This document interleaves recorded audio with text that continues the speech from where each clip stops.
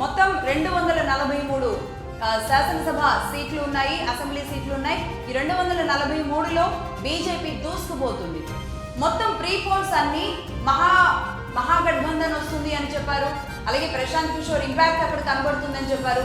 కానీ బీహార్ ఎన్నికలు చూస్తే 243 శాసనసభ సీట్లకు ఎన్నికలు జరిగితే దూసుకుపోతున్న పరిస్థితి కనబడుతుంది. దాదాపుగా 115 నుంచి 119 మధ్యలో ఈరోజు బీజేపీ లీడింగ్ లో ఉన్న పరిస్థితి ఉంది.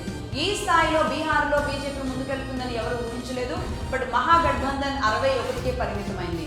ఇండియా టీం అని పెట్టిన, మహాగఠబంధన్ అని పెట్టిన, కాంగ్రెస్ ఇతర పక్షాలన్నీ కలిసి రకరకాల పేర్లు ఏం పెట్టుకున్నా ఇదైతే వర్కౌట్ అవుతున్న పరిస్థితి అయితే లేదు.